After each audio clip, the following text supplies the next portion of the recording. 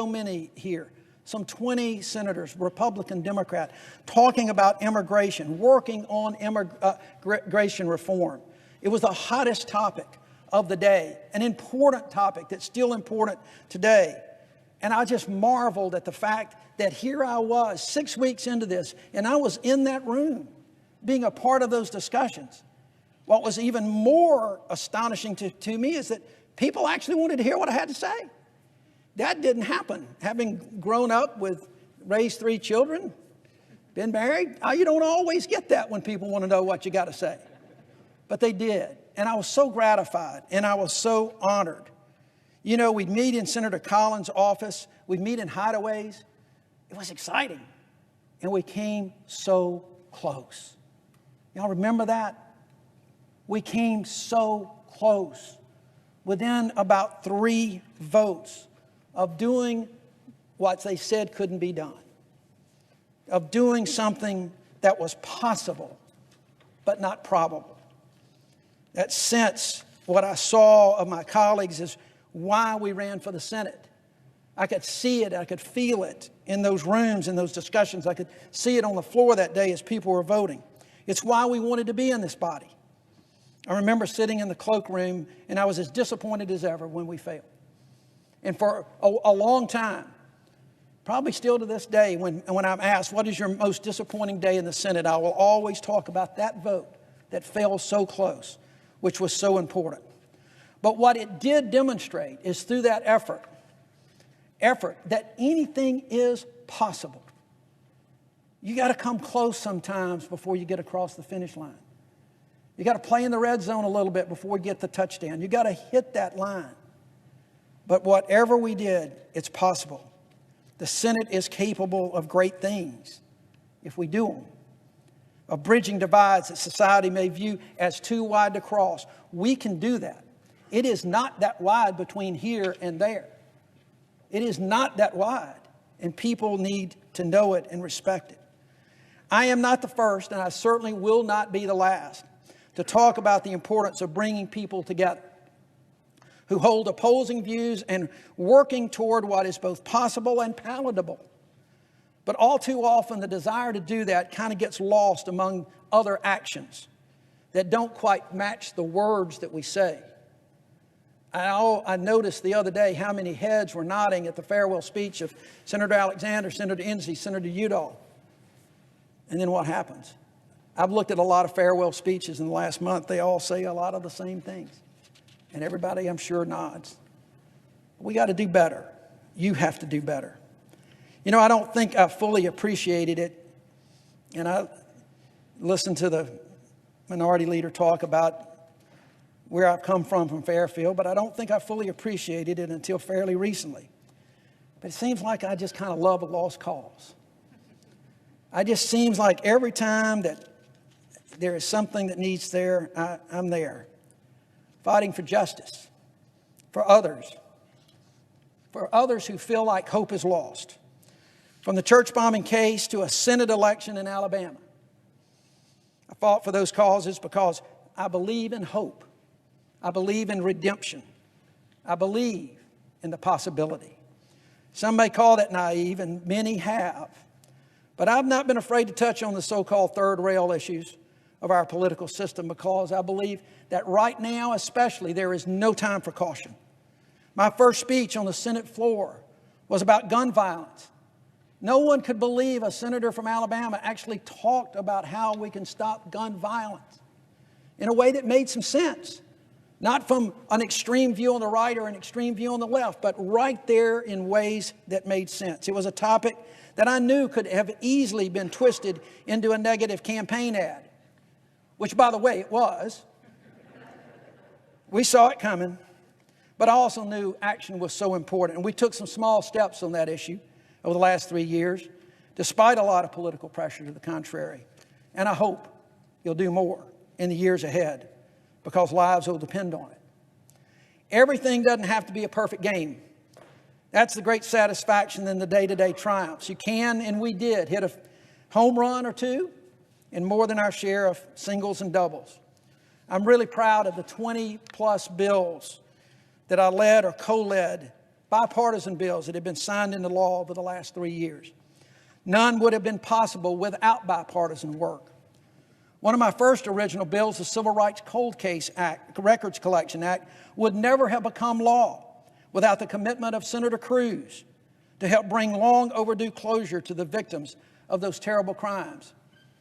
I see Ted in the back. I appreciate Senator Cruz's involvement in that. And I will have to say, it was so much fun after we got that done to go back home and tell that to all my Democratic friends. What is your proudest? I said, well, the proudest moment right now is with my partner, Ted Cruz. And they went, ha! But it shows what is possible, folks. And that was an important bill. None of those bills would have meant more to me, though, than the bipartisan effort that I led with Senator Collins to eliminate the military widows tax that for almost 2 decades had deprived widows of full survivor benefits that they deserve. So many of you went to bat for that bill. Senator Reid, Senator Inhofe, others. Now, you were getting a lot of pressure, not from me or Susan Collins. You're getting pressure from a lot of those military widows. They've been up here for 20 years. And for 20 years, the dollars and cents had prevented that from becoming a reality. We fought on that because we knew what we were doing was right. We knew it was right. That you could not put a price on the duty we owe to the men and women of our armed services and their families. I'll never forget that day in December when we passed the NDAA that included the elimination of the widow's tax. In the gallery was a large group of Gold Star widows who had been up here for 20 years plus to try to get that done, never been able to reach the goal. And on that day, we did it. You did it. Susan and I get a lot of credit, but it was this body, with the help of some folks in the House, that made it happen. And that was just one of the memorable days on the floor. Swearing in day was unbelievable, simply an explosion of emotions.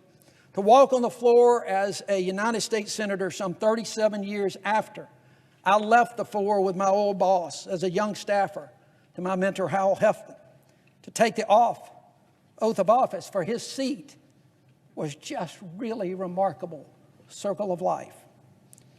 There are two especially significant things about that day, too. One is that I hope that you all recognize by now that the freshman class of 2018 will likely go down in history as one of the greatest freshman classes ever. The team of Smith and Jones can't be beat. It is as American as apple pie. And I was really proud and honored to be there with Tina Smith that day. But I was also honored to be, if you recall, that there were 3 vice presidents on the floor of the Senate that day. Now President-elect Joe Biden escorted me in. Former Vice President Walter Mondale escorted Senator Smith. Mike Pence, current Vice President, swore us in. And actually, if you now think about it, we had a 4th, soon-to-be Vice President, Kamala Harris. That's a pretty remarkable time.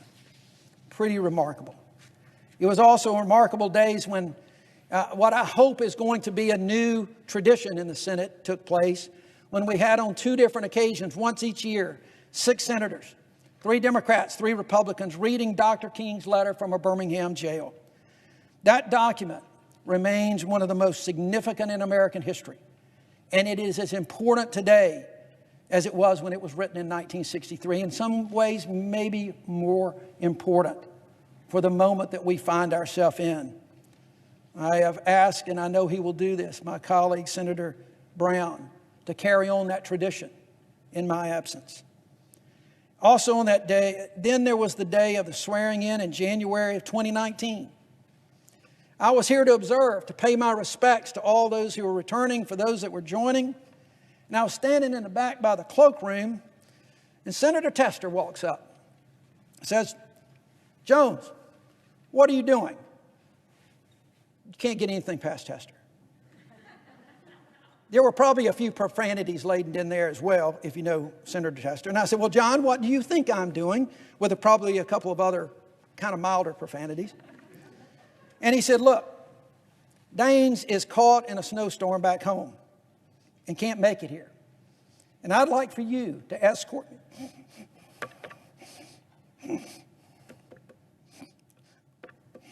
when I take the oath.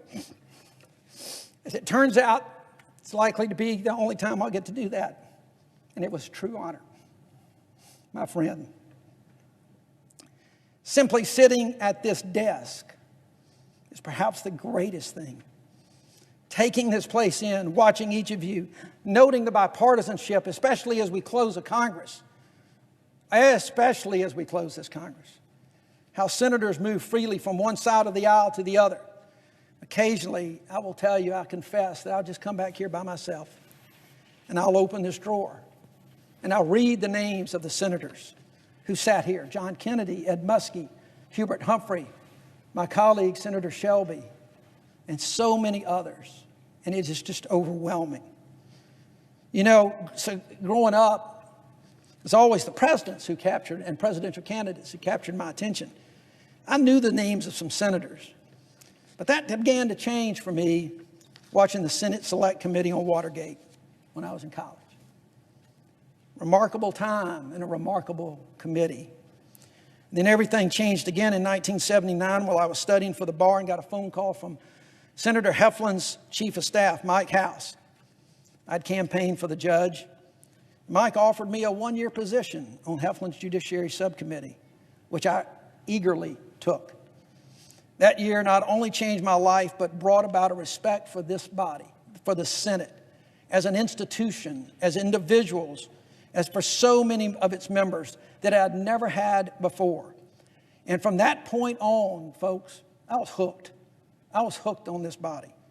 Before being elected to the Senate, and now I'd come to love the Senate a lot. And importantly, all of the possibilities that go with it.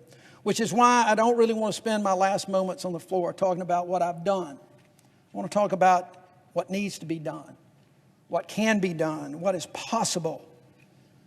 You know, even back in 2017, people said it was just not possible to elect a Democrat from Alabama to the U.S. Senate.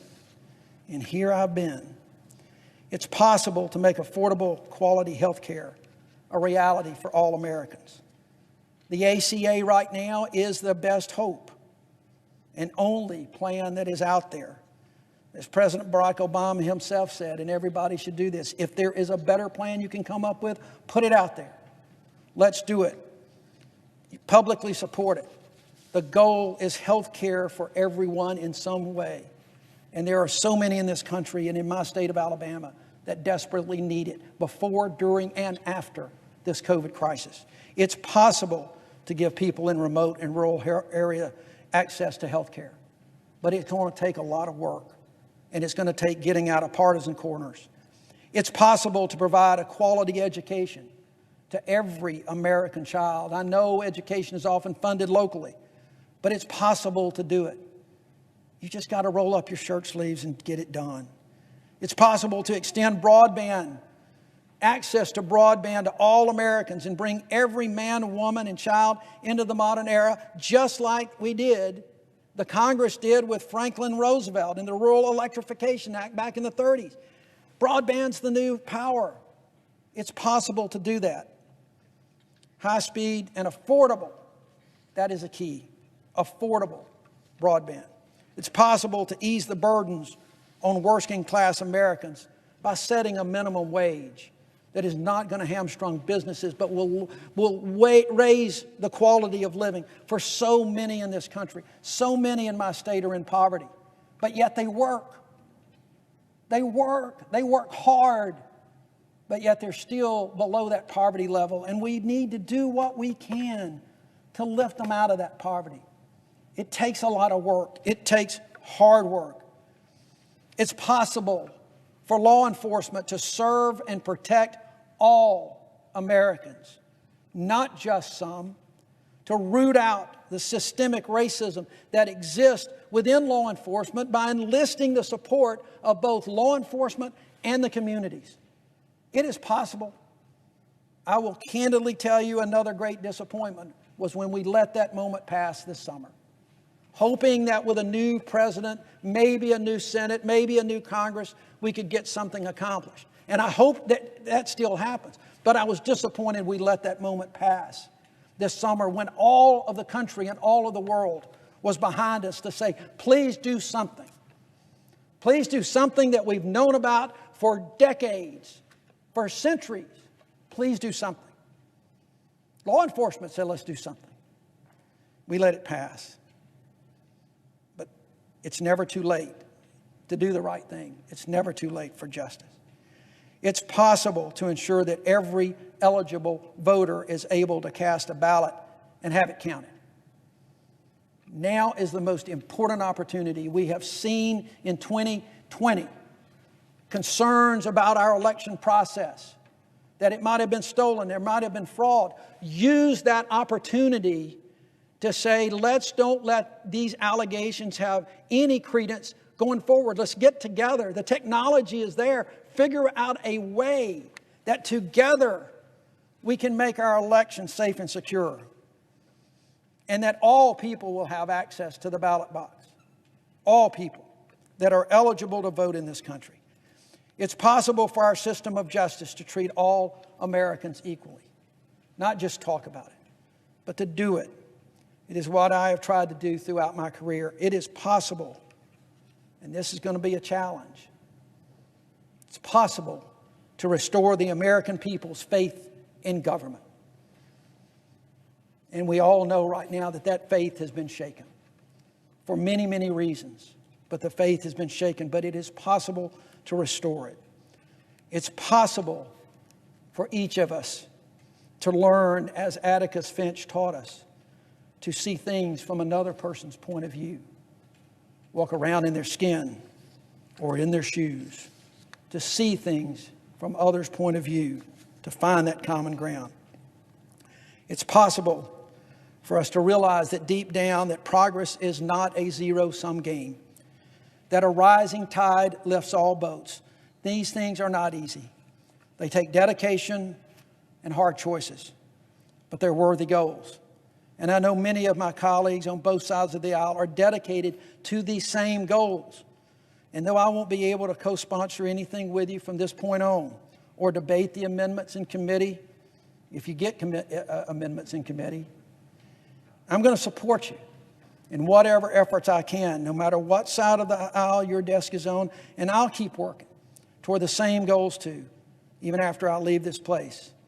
Remember, though, as we get into the vitriol, as we get into the political rhetoric, just remember the Jones law of politics, adapted from Newton's third law. Just remember, for every action, even in politics, there's an equal and opposite reaction. And if you go too far on one side or the other, you're going to get a reaction on the other side, just as hard. And that makes it harder and harder to reach that common ground. You know, in Senator Brown's book about his desk and the people in his desk, he quotes the political philosopher Hannah Arendt, who observed, "The good things in history are usually of very short duration, but afterwards have a decisive but a short time of influence, a long influence over what happens over long periods of time." Short time, and I know you may be thinking, well, Doug was only here 3 years, so that's what he's talking about, but I'm not. In the history, I'm looking at something bigger, whether it was Martha McSally's 2 years, or my 3, Senator Gardner's 6, Senator Udall's 12, Senator Alexander's 18, or Ensign Roberts' 24. Or if you're like Pat Leahy, since Moses was in the bull rushing.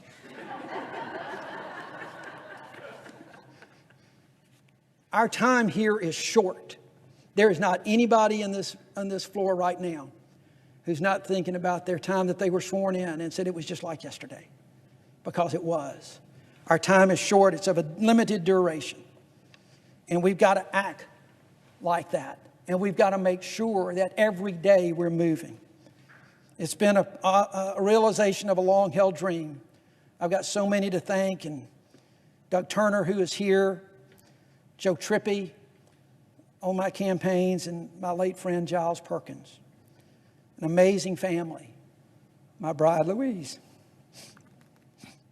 My rock. My 2 boys, Carson and Christopher, who have wanted to kill both me and Louise since they've been living at home during the pandemic. but they're incredibly supportive. And then my daughter, Courtney, and her husband, Rip, and the two beautiful girls, my granddaughters, that are still the brightest stars in my sky, Ever and Ollie. I'm grateful to each of you, my colleagues, and all that you've helped me. I'm grateful to an amazing staff that I'm not going to go all the way through. They have been true rock stars. And I'm going to enter something into the record about my staff. I'm grateful for the advice and counsel of Alabama's senior senator and an old friend, Senator Shelby. While Richard and I may disagree on many policies, we've shared a commitment to the people of Alabama to make sure that we do all we can to get people in Alabama the quality of life that they deserve. And I so much appreciate Richard's service to the people of the state of Alabama, his long and distinguished service, which started out as a Democrat, by the way. Just saying. It's where the seed was planted, folks.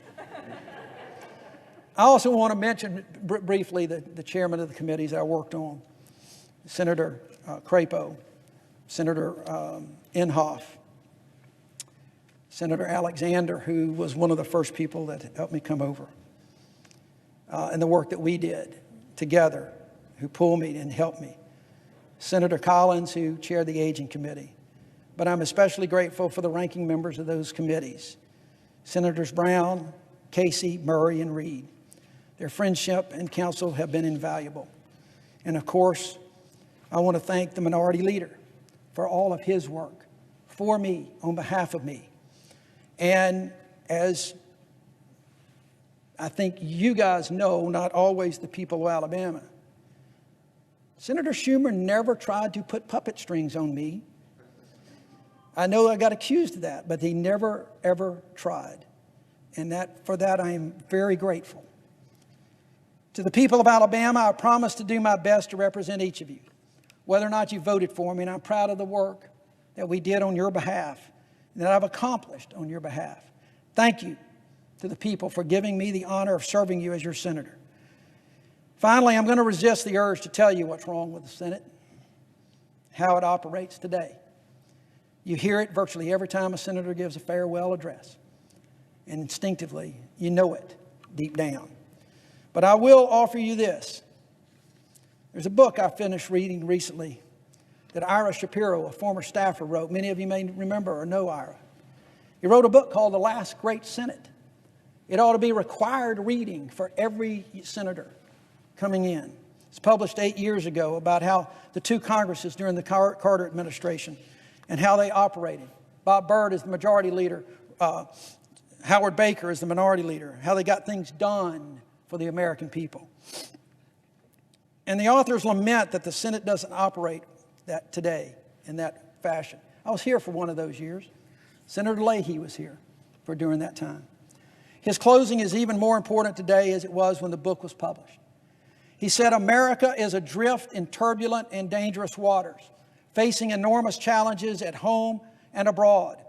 We urgently need our once vaunted political system to function at its best instead of at its worst. To be sure, it's more difficult being a senator today than it was in the 1960s and the 1970s. The increasingly vitriolic political culture fueled by the 24-hour news cycle, the endless pressure to raise money, the proliferation of lobbyists and demanding organized interests are all known, and they take a toll. But all of those factors make it essential that our country has a Senate of men and women who bring wisdom, judgment, experience, and independence to their work, along with an understanding that the Senate must be able to take collective action in the national interest. Please remember that as you go about the country's business. Remember that as you go about the Senate's business. Remember that as you go about your business as a senator. And as you do, keep and preserve the reverence that the founders envisioned for this body. As former Majority Leader Mike Mansfield once said, the constitutional authority does not lie with the leadership. It lies with all of us, individually, collectively, and equally. In the end, It is not the senators as individuals who are of fundamental importance. In the end, it is the institution of the Senate. It is the Senate itself as one of the foundations of the Constitution. It is the Senate as one of the rocks of the Republic. Something we should all remember. One more little bit of advice. Take out the word negotiation when you're talking about legislation. Don't talk about negotiating this bill or that bill, whether it's COVID relief or even appropriations. You work, but let me tell you what's happening out there. What's happening out there with the people is that they hear those words and they think that this is some side or the other trying to get an advantage. It's like labor and unions. It's like, like a civil or criminal lawsuit. Somebody's trying to get an advantage and to try to do things for their own interest. We can talk about it from the Democratic side of how we're working for the people, we're negotiating for the people. We can talk about it from the Republican side that we're negotiating for patriotism and businesses to make sure they're protected. But what's being heard by the American people is this is all about Democrats. This is all about Republicans and getting that political power. Talk about common ground. Talk about sitting down with the administration or whoever and finding common ground. Talk about the goals that you agree on and how to get there. Negotiation is just a bad word, and I hate it, but it is. So as I prepare for the next chapter of my life's journey, there's a sadness at what I'm going to leave behind. But there's also optimism. Optimism, the glass half full.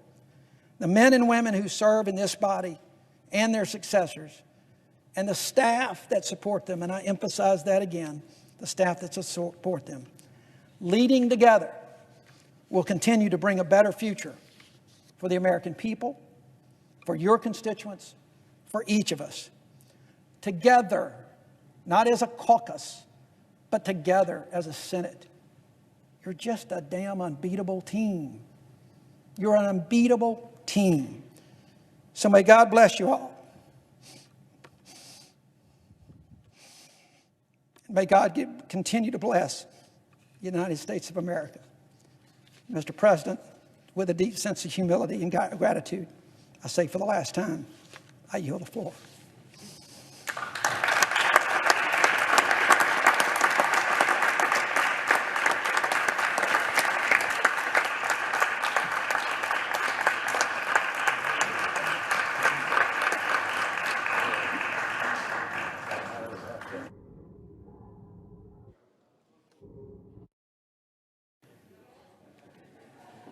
That was my tongue.